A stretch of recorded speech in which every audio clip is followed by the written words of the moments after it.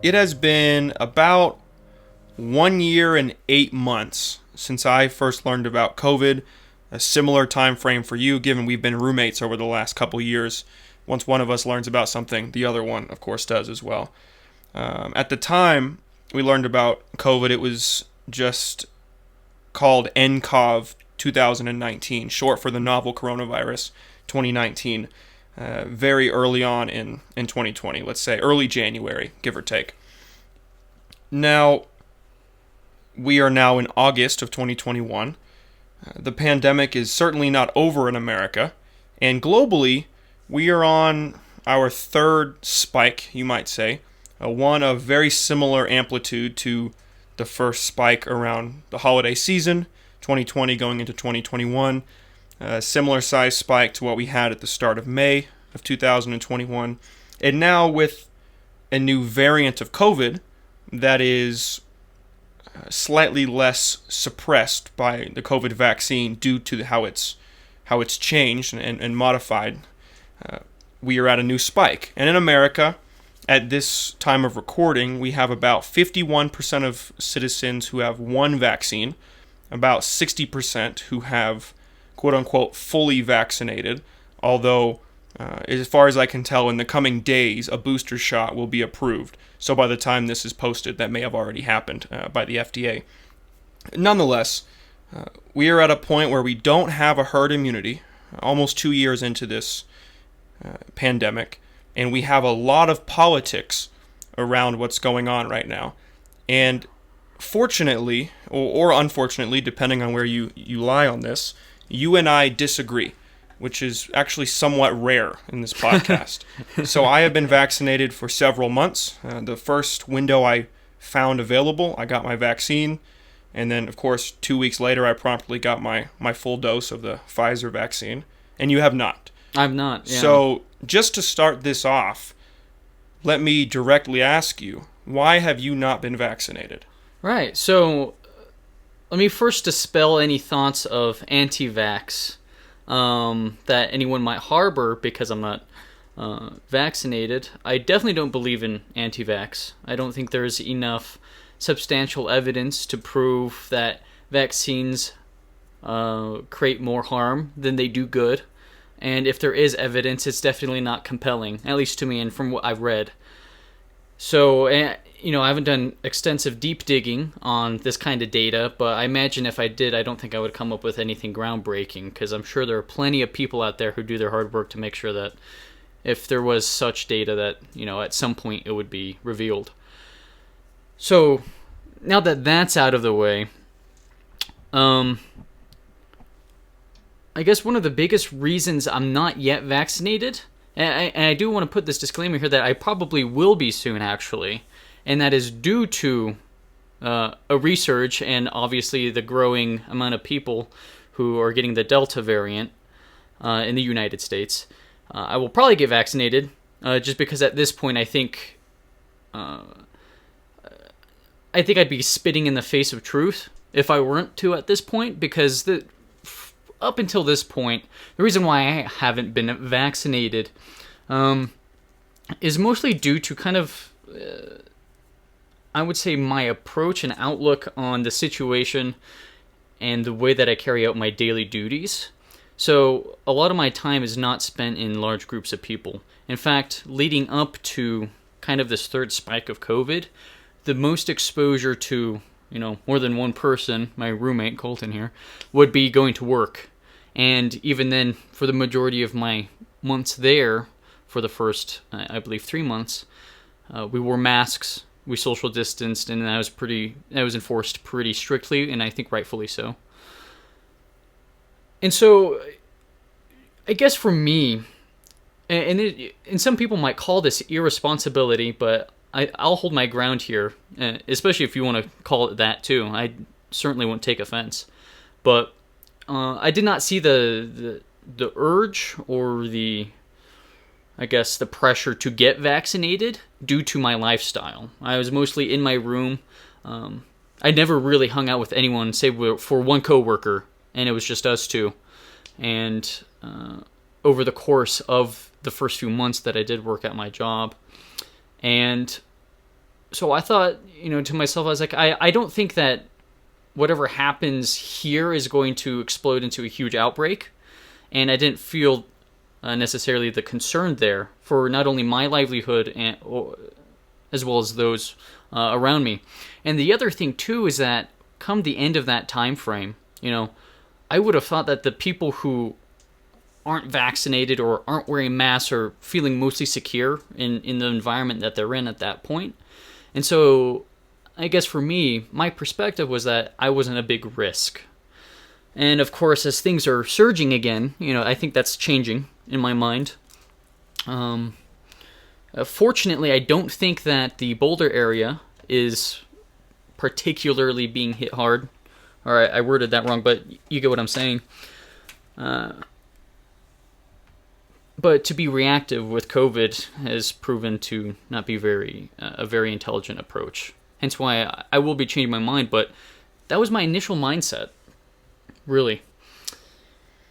Well, first and foremost, to contextualize whether or not one of us may have more information or better information than the other, admittedly, in the second half of this pandemic, neither of us have been putting our nose to the grindstone insofar as researching COVID and its effects. I would guess that in the last month I've looked into it more, just given my flip-flopping valuation of ivermectin taken prophylactically, and we may get into that. But aside from that, neither of us have been all that involved, aside from your average, somewhat educated person hearing the news. But with one caveat, that early on, you and I were both very well aware of how this was playing out, how the R0 was evolving. We kept up on this very well. So we're working with, I would guess, very similar information, at least at the core of how this started spreading and where this all began and how we approached as a country. So to set the framework, you and I had very similar information for those first few months and have only built on that a little bit, I would presume. Yeah, I would agree, and I'll add another point to my case here. So, I guess unfortunately, and I think this is possibly my biggest blunder, was before the vaccine was out. I believe it was I actually don't recall if vaccines were out by last Thanksgiving of last year. Well, being out and having supply are two very different things. Yeah, so were they being distributed to... We were in an earlier phase, so we didn't have access to them. But it was frontline, like medical workers and stuff like that, I believe. Right? The earliest I could get an opening to get my vaccine, which was about, I think, 2 days after I was qualified to, in Boulder County, Colorado, was March 12th of 2021. Yeah. So this is several months after Thanksgiving. The supply chain was certainly not awesome. ideal. Yeah, well, maybe not awesome, but thank you for clarifying. Sure. So, I think that was possibly the biggest gathering I had been in since then, actually, was last Thanksgiving, and it was in California with a group of family friends and all that such, and, with my kind of limited knowledge at the time of at least how the thing perhaps infects people and reinfection rates, especially reinfection rates, because that is something we're still learning about since it's only been 2 years since this thing really blew up. I thought myself kind of safe. I felt kind of safe after being at that party because I learned then that some of them had it and some of them had already had it. And of course, I still had a long stay in California after going to that event. And maybe 6 to 7 days later, all I felt was maybe a sore throat, and then maybe a few minor symptoms, and I attributed that to COVID. And that could have very, very well not been COVID, quite honestly. But for better or for worse, and probably for worse, that kind of created a sense of security. And so, a few days after those symptoms, everything's gone. I feel great. Fly back to Colorado. I learned that my whole family basically got it, and they're down in Colorado Springs. And I was like, I'm pretty sure I had it, and I'm fine now because I had it. I have the antibodies, whatever that means. My mom had COVID. She got tested, found out she had it, and she had no symptoms. And so I was like, well, I have my mother's genes. I'm probably chilling, right? And, that might be to the discredit of my argument, actually, because that still puts other people in risk, because I could still be a carrier, despite not having anything impact me personally. And that's a point I want to hit you on, not to lose your train of thought too heavily, but that's actually where my biggest point of disagreement or perception of irrationality or something like that stems from. It's actually not from misunderstanding the argument that I'm healthy, you should have some sort of individualism and control over your own body and your own health, and if you want to be what is viewed by the government as irresponsible, well, that's your choice. I actually understand that argument well, and I get it. Unfortunately, viruses don't work that way. They are spreadable. We've known, I would say, since February that the R0 was around 3. Of course, that could have been bad information, but it turns out to be fairly accurate. Now, Delta's slightly higher, maybe just over 3, something similar to chicken pox or something like that. But generally speaking, we've known that pretty early on, and that is my biggest sticking point of disagreement. Like, for example, on my personal YouTube channel, I made a video about what you might call riot on the Hill in Boulder. Someone's car was flipped, bricks were thrown at SWAT vehicles, fire trucks were being ridden on, Amazon delivery drivers got caught up in a little bit of it, and of course that was during the pandemic as well. And so I had to come out and publicly state that this is nonsensical in my eyes, not because everyone here is going to get sick and die. Probably none of them would, and I'm sure none of them have. I haven't heard anything. But rather the bigger worry is everyone has a party and then goes back home to see their grandma next weekend, and they may or may not still be asymptomatic even. Well, what if their grandma passes away in a few weeks? It's not inconceivable to attribute that to a poor decision making on these students. Now, again, in your case, you're not going to big parties. You and I are both fairly busy, fairly isolated in some sense, or whenever we do go out, or at the time we're going out, it's wearing masks at work or something like that, which is not perfectly safe, but better. But that really is my biggest quarrel, is any physical contact has a risk, mask or otherwise. And because of that, if you're not vaccinated, you probably aren't going to get sick and die. I'm probably not going to get sick and die. Long COVID, we don't understand super well. But at worst, we're probably going to lose our sense of smell or something like that. But the idea that we could pass it on to someone else, particularly given that we haven't even come close to any semblance of herd immunity of, at minimum, 70% with the original COVID variants, that strikes me as you said, irresponsible in some way. Yeah, and I totally believe that. And in fact, you kind of brought to light one of the pillars supporting why I held that mentality. And really, it came down to what I said at the start was my lifestyle. I was like, I'm not talking to a bunch of people. I hardly hang out with a bunch of people. I think I'm fine. I don't pose a great threat to anyone. Until I started learning that, of course,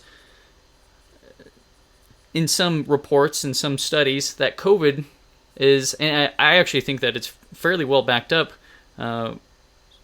airborne.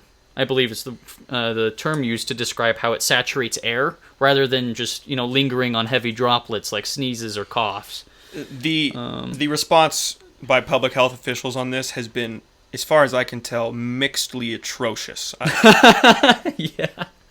Atrociously mixed, to say it more precisely. It's been this weird combination of something that's airborne, as far as I can tell, several hours, or something that's certainly a droplet in many cases. And our ability to precisely call this more than simply aerosolized in a general sense has been a total failing. But please continue. But I agree. So, it's with that it really comes down to what does the room look like? What does the air filtration in the room look like? How does air flow in the room? Because, if you have a certain amount of people in a room and a certain amount of area in which air is going to be, confined, that changes the variables of how it's going to spread. And when it comes to a restaurant, I would say it's not a safe bet. Definitely err on the side of caution. And so, I am totally leaning more towards getting a vaccine, and that is only in the light of learning that we're having a third surge of another variant. And I think with hindsight comes a lot of clarity and a lot more confidence in determining what is true and correct. And as this blows up again, I think I can admit that perhaps there was some negligence on my part, because I don't definitely want to sit here and promote not getting vaccinated. I definitely believe vaccines are useful, and there are very few times in history, if I can even think of any at all, that they were proven harmful or dangerous. So at the end of the day, I don't want to attribute it to laziness, because I don't think that's what it was. It was more so security. I thought I was good, I was safe, and it definitely was not in spite of anyone or in spite of anything, but rather probably what would be called a false sense of security. So I believe that's mostly where I stand with that right now. Some people might be looking at my lackadaisical attitude towards getting vaccinated pretty outrageous.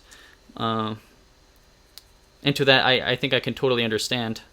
So, well, and it's a similar argument in my eyes to a... tell me if I misrepresent you here, an apathy towards voting, let's say. Yeah, sure. A lot of people in the American public choose not to vote, or are simply apathetic to voting because they think it's good enough, or it's not their priority, right? So in your case, I hear a similar statement where my lifestyle isn't hugely impacted by this one way or another, although I might argue slightly differently, but not in any major way, at least. So therefore, it's not a priority in some sense. Not that it's ignoring it, not that it's anti-vaxxing, which is a deeper conversation to have, but just an apathy, for better or for worse. Although, to push back a little bit, just because I know you fairly well, we've both discussed the dangers of political apathy, let's say, given the impacts. And in many ways, viral pandemic impacts are not only more relevant insofar as they are timely, but let's say with COVID, given that we haven't been able to reach a sense of herd immunity, as far as I can tell, the likelihood of this becoming something seasonal is much higher than anyone would hope, something like a flu in the future. Whereas if everyone was vaccinated and we had a herd immunity, that wouldn't have happened. So it is, in my eyes, not to say you're a bad person, and I could be wrong here too as we get into other alternatives to vaccines, but I would say a miscalculation on some level. Sure, that's entirely fair, and I can totally accept that. I'll accept even more than that. But I do want to go back to something you brought up previously, and to cover my bases real quick. This isn't to shirk any blame off myself and put it on another party. Especially if I learned in the future that I negatively impacted someone's life. It's kind of hard to tell and to trace things, of course, but the media did an awful, horrific, deplorable job of covering COVID and any data and science surrounding, preventative measures, how it spreads, leading data on all sorts of facets of this thing, that it's, while I was doing a little bit of research for this episode, you look at articles and they contradict each other as you go down the page, talking about reinfection rates, talking about methods to combat COVID, it's quite ridiculous. And I just gotta I just gotta bring to light that was definitely not a helping factor in creating some sort of sense of, I guess I could say, rightly placed social pressure, if I'm kind of phrasing that correctly. And that is to say, I feel like they didn't do a really good job of making it seem very important, A, that you got your vaccine, and B, that it was, the right thing to do, and C, if there was alternatives. They definitely did not bring those to light. Especially if we ever want to bring up ivermectin in this episode, which is definitely a topic of contention and one of interesting debate recently. Well, to preface, as your friend, I won't let you shirk any responsibility. However, I could not agree more with what you just said. Since the very beginning, and you and I saw this firsthand, COVID started out, or nCoV 2019 started out in a place of doubt already. Mm-hmm. Even contextually, we didn't have good relations with China. It came from a meat market which holds this connotation to Americans of unsanitary living conditions, unsanitary ways to consume food. It's near the Wuhan Institute of Virology, the WIV, which I don't know the specifics of, but is in some way funded by America, or at least American companies. And again, do your own research on that. I don't know all those details. And lab leaks happen and all of these things we can get into. But ever since the beginning, this was shrouded in confusion. China still hosting Chinese New Year come February. The World Health Organization waiting way too long to characterize this as a pandemic, or even just a global state of emergency. As an aside, at our college dorm room, we had a whiteboard outside the door, and I made it my mission to put all the information on there I possibly could, from how the WHO characterized the virus, how many cases there were in America, in Colorado, in Boulder, at our school. I mean, went all the way down the docket, and they were mostly zeros in the beginning, obviously. But the response was oddly disproportionate to the potential danger of a disease that, as early as we knew about it, was asymptomatic. We didn't know if it was 3 days or 13 days, but we knew that all the evidence pointed towards an asymptomatic virus. We knew roughly where it originated. We knew roughly the time frame it originated, mid-late 2019. And we also knew that shortly after that, the CDC flip-flopped its opinion on masks, for example. The idea that masks are very helpful, as we know from the medical field. Great, that makes sense. But actually, they're not as helpful as you might think. When you see that, well, then conspiracies are going to run wild. And in some ways, I get it. This idea that, okay, maybe their supply wasn't very good because they didn't have this backstock ready. So they're going to have to cover their asses and say, it might not be as helpful as you think. Just make sure you stay 6 feet or even farther away from people, indoors, outdoors, don't touch anyone. It's droplets, but if they were in the elevator with you, maybe take the stairs. Like, there's this whole misunderstanding from the beginning, right? So just, mm-hmm. And that was at a time when we both had the shared information, I know for a fact.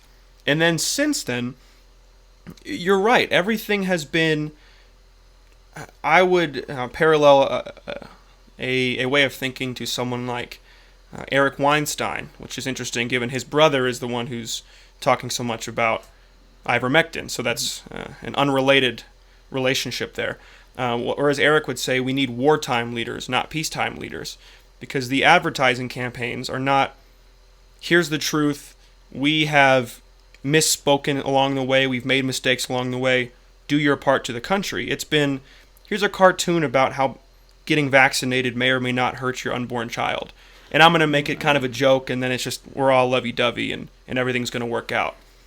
Okay, well, maybe show your kids that. We don't want to cause panic, and we don't need to give toilet paper suppliers any more of our money. However, that doesn't seem to help anybody. Right. And my only guess is that this is a failure of the 21st century, given that we've been in the the great nap, as Weinstein calls it, the 75 years of what he would say is not realized danger. We have the hydrogen bomb, but not realized danger in America. There was no bombs that have blown up in America. We haven't had a war domestically. Nothing like that on any continuous scale. So, to your point, along this entire timeline, up until this very moment, we have had a failure of what could have been wartime leaders, what could be people who have screwed up and can do the honorable thing and resign. Even Dr. Fauci's not completely out of blame here. Along with political polarization that people like Trump, who got his vaccine in private so he didn't screw up his base's ideology, but he knew it was effective, so he still got it. That certainly isn't helping. Exactly. And I kind of want to share a story here that, is somewhat ironic, but while I was serving customers at my restaurant, these old ladies come up and they start talking about the vaccine and masks and how the government is using these methods to control people and, get little nanobot spy software inside of them. The craziest thing that I didn't think people actually believed until I heard it. And my mom no way vaccine's going to do that. You'll be fine. Just get vaccinated. And, it's ironic because, the last guy you want telling you to get vaccinated is the guy who's not vaccinated. So that's something else right there. But at the end of the day, I'll somewhat blame them, but I can't entirely when, you go online and 2 articles into, reinfection rate. So the first one tells you once you get sick, there's a less than 1% reinfection rate. And then the second one talks about, subtly shifting words, talking about Delta variant instead, how reinfection rates are higher, and it's this carelessness in approaching data and marketing it. I mean, in reality, that's kind of what you have to do. You kind of have to put really strong, really unified campaigns out to the people to help create a sense of, in my humble opinion, this social pressure, which there has been nigh zero of. The only reason why I initially considered getting this because, you were my roommate and I knew you had some initial lung problems. I was like, that would be the considerate thing to do. I ended up, not even following that, unfortunately. But like I said, with the surge, the responsibilities are starting to become clear. And it's certainly not that there's no fault of my own, there's plenty. But it certainly would have been nice to have, a government and a society that would have made this decision pretty much one way. Like, okay, you know what? Everyone and their mom's going to want to lynch me if I don't do this. And also, it's my duty, So, yeah, on the side of advertising, do the right thing, there was none of that here. And I kind of liked your parallel with the cartoon. This is vaccines. They don't do this to your children. You'll be fine, or maybe they do. Who knows?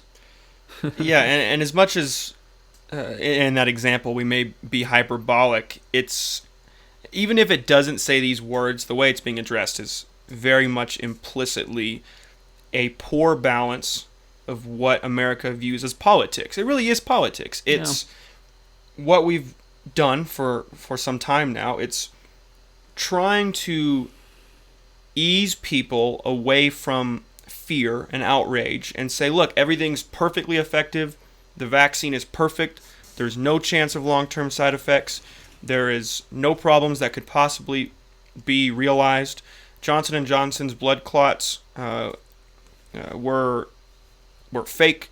Those 6 women, they were actually made up. They were stories. We just pretend they don't exist. That's the kind of mentality people are hearing. And even in that case, and I just spoke with someone a couple days ago about this, someone who I respect who looks at these kinds of things, even that case was people who are all sharing the same kind of birth control, which leads to higher chance of blood clots. So there actually are real caveats here. But instead of saying the real caveats, which I find much more compelling, and I think most people would find more compelling, it is simply just ignore everything. This is good. Don't worry about it. And if you don't, everyone hates you. But in reality, not everyone hates you. Just this perception of the government hates you, which doesn't make anyone who's already slightly anti-government in the world of Joe Biden, it's not going to compel them to get a vaccine. Oh, the government hates you. This is bad. That's what they're hearing. And I already don't like the government. So therefore, it's definitely a problem. And then you have the rise of QAnon or something like that. Mm-hmm. So that's one problem. And then the other problem, which I would argue is a major propellant in the rise of certain conspiracies like QAnon, is social media. And this is something you and I have talked about several times, whether off the air, on the podcast, just in our own studies, given that we've both learned a fair amount about technology and algorithms and things like that, that social media is going to back you into your echo chamber, to use this phrase ad nauseum. That's true. And if you're hating the government and think the vaccine's dangerous, and you go on Google and look up not the how effective is the vaccine, but rather you're going to say it in a biased way, like, why is the vaccine dangerous? Well, now Google and YouTube, which YouTube being a subsidiary of Google at this point, are going to use their algorithm to give you things you're looking for. What is a alt-right conspiracy theorist going to title their YouTube video? It's not going to be the potential effectiveness of COVID. It's going to be why COVID, or rather, it's not going to be the potential effectiveness of the COVID vaccine. It's going to be why the COVID vaccine is dangerous to you and especially your children, or something like that, which is what you're searching up. Exactly. And I guess a word to summarize all that would be confirmation bias, right? The fact of being fed the same opinion that you already harbor in, I guess, in the lousy pursuit of truth without going with outside of the bounds of what you already know. And it's kind of what I locked myself into for, a short period of time. But it's definitely interesting. I try to think of what would have happened if the government instead insisted that you get vaccinated, mandated it. I mean, obviously that would not fly here in the United States, not even remotely close, despite the fact that I think that would actually be fine, in my humble opinion, because, there's... To believe that vaccines will en masse cause autism, or other side effects is... I don't think that is honest, right? At least factually. And like you said, there are edge cases where there are some people who can be negatively affected, especially depending on their particular individual traits, their immune system, all of that stuff. And there could obviously be exceptions, but, some part of me does wonder if that would have been the better choice. To say, look, it's mandated, go get your vaccine, or maybe for a workplace, if you work for an employer, hey, to keep your job, you need to go get vaccinated. My job doesn't require me to get vaccinated, and I don't know if there are any jobs that can require you to get vaccinated. Well, that's an interesting point to make, because right now, that is at the forefront of conversation. In many government facilities, I think actually the federal government generally now, as of recently, you're required to get vaccinated. There are, as of today, I believe the largest teachers union in America came out in support of California's rules that teachers must either be vaccinated or have a weekly test to test for the vaccine. So as far as I can tell, the legality of this coming out as acceptable is true. That's what's happening right now, in a similar way to how K through 12 requires you to have certain base level vaccines to go to public school, with some edge cases for philosophical or medical reasons, but generally speaking, that's legal, and I don't see why that wouldn't be in the case of COVID. You could make the argument that because the FDA hasn't approved it officially, the vaccine, it was an emergency approval, then you might be wary. And given that this is about how long it takes to approve a vaccine, at this point we should be able to do that. But throwing in our kerfuffle with the Alzheimer's medicine side effects that the FDA had to deal with, I presume that pushed this approval back slightly. So the FDA is also needing to get themselves figured out too, in the same way that the CDC has had to get themselves figured out, in the same way that the World Health Organization needs to continue to do many more months of self-reflection of their initial response to this. Everyone is to blame here, but that doesn't address our problems. Right. Even if everyone's to blame, and even if, let's say, just for you and I's conversation, there was no personal responsibility for not getting a vaccine. Say that's true. That still doesn't get everyone vaccinated. And to your point, in America, you couldn't respond too heavy-handedly. You can't. I mean, people, okay, you can kick them out of your restaurant, but you're not going to be able to give them a ticket. The police officers aren't going to give you a ticket of some kind. As far as I can tell, the response from, let's look at our University of Colorado Boulder, was something of a slap on the wrist to those who partied. The listserv that we're all a part of as students has been utilized to send us the purportedly final results from their findings. I don't know if you saw the email that administration sent out. I did not. And there was several dozen probations, which I would want to know what that means, given I've been on probation in some meaningful way, just because I screwed up my first semester academically. And to think that me, someone who does well in school now, is on the same playing field as someone who flips someone else's car or threw bricks at police officers, that's pretty patronizing. But combine that with the fact that I believe only 3 students have been suspended, and they openly admit no one has been investigated for assaulting police or otherwise first responders, which in my eyes is the bigger deal. Why there's no one had jail time for destruction of property. No one's had any investigation. And the kicker is, in the year 2021, the whole thing was filmed by everybody there. Yeah. So the idea that we don't have enough evidence doesn't mean anything. Yeah, exactly. And of course they weren't wearing masks. So just at a small microcosmic level, if that's even a word, to the entire country, we haven't been enforcing it. But here's the real kicker. I'm not sure we can enforce it in the way you've discussed. The idea of saying, we're going to give you a ticket if you are seen in a large group, that would only add fuel to the fire, to the conspiracy theories. Right. Like, the government wants to control us. They're trying to get us to do their bidding, right? I think you're exactly right in why it won't be enforced, which is crazy because, in my humble opinion, all the political parties are already playing the game of controlling you through choosing what information to sell you. Maybe even companies, if they're working with any political parties. I wouldn't know too much on that, and that could even be its own conspiracy theory, but, you know.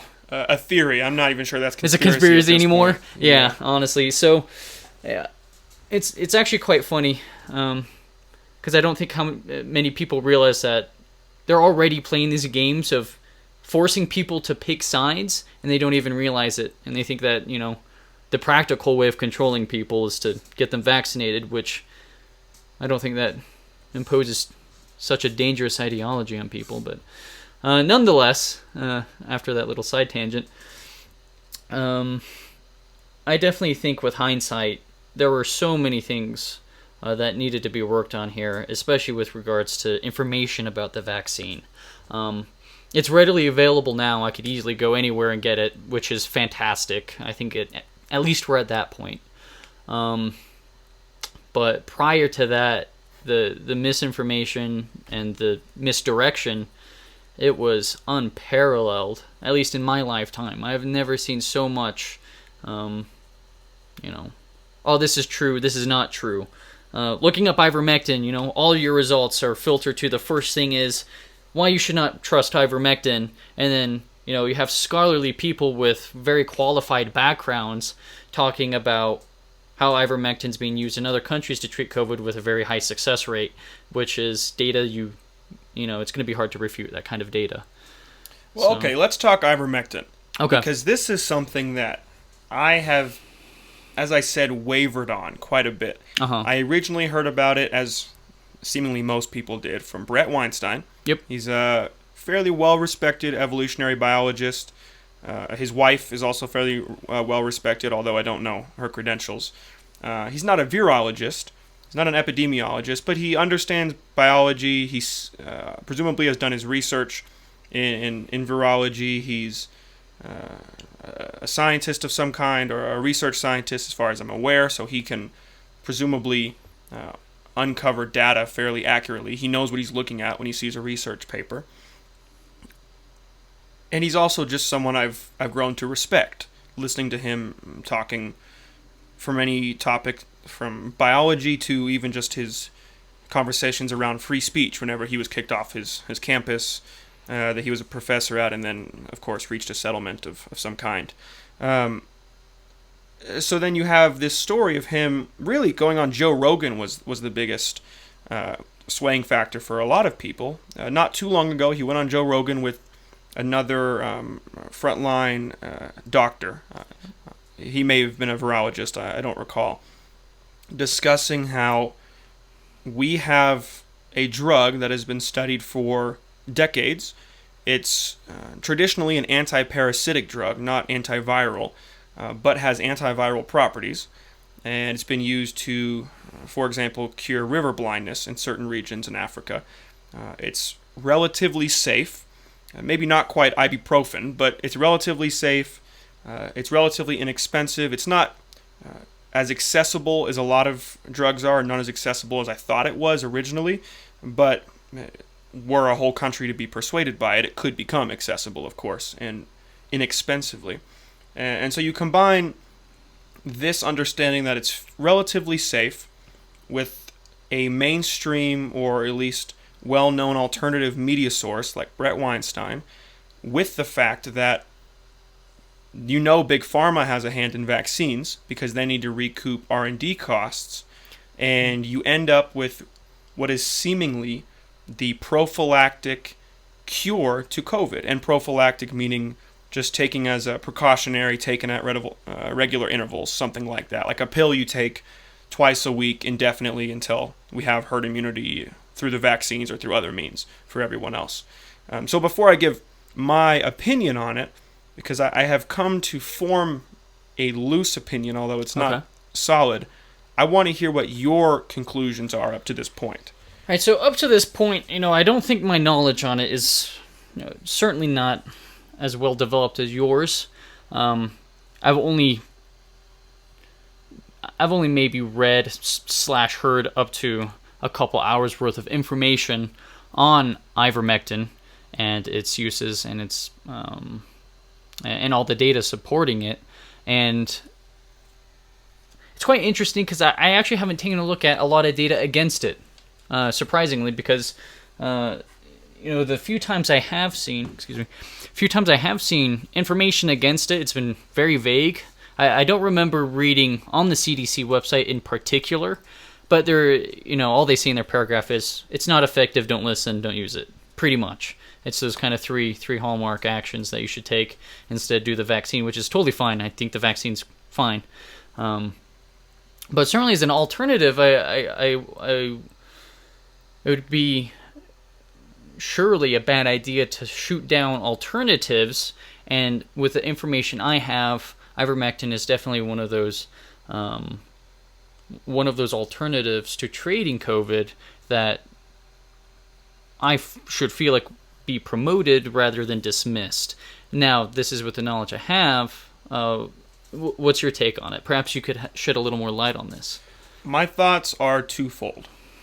The first is something we've both already mentioned, that saying the buzzwords of this isn't good, don't worry about why it's not good, just get your vaccine, is a piss poor way to convince people that you're not lying to them if they already don't trust you, which we have not been able to get past this, which is really our major roadblock. Saying, don't worry about it, it's not real, just listen to Dr. Fauci, he knows everything, we're good to go. Yeah. Okay, as much as he's qualified, and as much as everyone is qualified, and as much as I've already said I'm very pro-vaccine, this cannot be the best way to address people to solve this problem. So first and foremost, don't just tell everyone it's nonsense.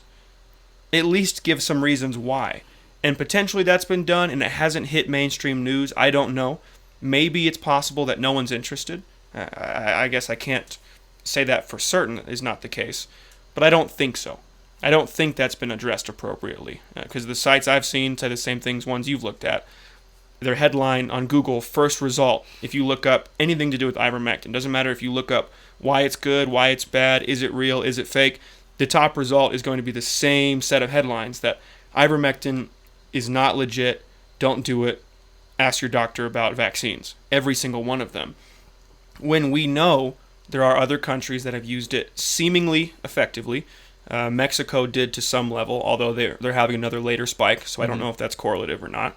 It's been approved in other countries in Africa. Again, I don't know the quality of their healthcare systems. I don't know the quality of their researchers, but it's been approved in many places and seemingly has worked to some small degree, as far as I can tell. And as long as we don't give it a fair coverage on the news, then no one really knows what's true. This is kind of the problem we had with hydroxychloroquine early on with Trump wanting to give alternatives, because at least at that time supply chain was so bad with COVID. You could with COVID vaccines, you could at least make the argument he's just giving you alternatives. Now, I think that's an irresponsible way to do it, because he also said to inject bleach into your bloodstream. Yeah. He later said that was satire, but if you're perceived by the world as not to be taken seriously, then you can say anything satire and get away with it. But that's a separate conversation. So, long story short, my conclusion, which I've drawn fairly strongly, is I don't have a damn clue. However, I know vaccines are effective. I know they're not very dangerous. I also know you're probably going to have a cold or something after your second shot, because it's not perfect. I also know mRNA vaccines are not super old, and if you are weary to vaccinate 12-year-old children or however young we're allowing to be vaccinated at this point, I actually don't know. If you're weary to do that, okay, fine, have them wear a mask. That's better than nothing. I also know that vitamin C is helpful. Vitamin D has been shown to be helpful since, as far as I can tell, February of 2020. There was indications from this. Look at the John Campbells of the world online. This is already seemingly clear in my eyes, and it's only now hitting the mainstream again that gets some vitamin D in your system. So, again, to reiterate, I don't have a clue if ivermectin's great. It might be a miracle drug that no one is aware of, because we sure as hell aren't talking about it in a healthy way. But I do know that vaccines work. The side effects are extremely small, but I'm not going to pretend there's no side effects. And if we don't ever reach a point of herd immunity, you're going to start pissing off people like me, who was so excited to not wear a mask anymore because people are getting vaccinated, and then now we have new variants. And the more time we give variants to do their variations, the less and less effective the vaccines are going to become. And that just simply adds flames to the conspiracy fire. Yeah, I agree. And here's the thing, too. There was a point where, believe it or not, I was even in the... So I actually went to the Ball Aerospace Complex because our restaurant did a partnership with them for a few weeks. And, it's the environment there is pretty nonchalant even to this day. They don't wear masks. Everyone goes to the cafeteria and sits together in big groups. We're all chilling out. And one of the things that kind of pushed me more towards, I'm just going to get the vaccine because this is ridiculous, was when, one of the owners, I went with one of the owners of my restaurant there, and he turned to my manager, and he's like, I got a call from Florida. We have another location in Florida. We're probably going to go back to masks. I'm like, oh my God, again? And I was like, this is out of control. I think I need to get vaccinated, because if this is happening again, this was a failure on my end and many other people's end, because masks freaking suck. Oh my God. Yeah, once you've tasted that freedom, for those of you who are still just using your mask, because as far as I can tell, most people just kept using it or have stopped and committed. Yep. So for those who are having to go back, it's a pain in the ass. I will happily admit, if you're a pubescent teen, your acne is going to come back. I apologize. Oh my goodness, Your skin's going to be oily. You're going to have a weird tanning on your face from the sun. All of these things are true. But to say, haha, see, this is just the government pushing a conspiracy, that's only happening because we never got herd immunity, because things are mutating so much. So all I can do is hope, just from my eyes, that more people get vaccinated if you're able to protect those who can't get vaccinated, because they're the ones who really need herd immunity, along with the free riders that just will refuse to, and fine. As well as hoping we can learn from this. Maybe we'll have people step down from places of power, not because of sexual assault, sorry Cuomo, but because of a failure to give accurate vaccine information or up-to-date COVID information. If we can have leaders who can take the place of a wartime leader, accept failings, make sure they improve on them, or at least, I don't know, have extra masks hanging out somewhere, have backstock of these kinds of things. Don't patronize people who are on the fence about a vaccine, because patronizing people who don't trust you is not going to make them get a vaccine. We know this. So hopefully this can be a learning experience, because the next pandemic isn't going to be milder. I'm confident in that. Yeah. It's going to be, who knows what it's going to be, but it could be an R0 of 15, which would be half an order of magnitude worse than what we have. It could be as deadly as Ebola, which is something like 40 or 50 times more deadly. And if that happens on a scale like this, where we think temperature checks at LAX is going to solve COVID for 3 months, and throw on a mask if you feel like it, but don't use too much bleach in your bloodstream, then we're SOL. Yeah, you might as well say goodbye to modern society. Right. If not worse. And I hate to be this hyperbolic, because I don't want to scare people into submission. That's not a good way to get people vaccinated either. But I really hope leaders in America, as well as other countries, with the exception of the New Zealands of the world, can learn to address this better, whether politics in general or even just pandemic preparedness. Because virology and synthetic biology and things like this are not going to become arcane in the future. They're only going to get more and more prevalent.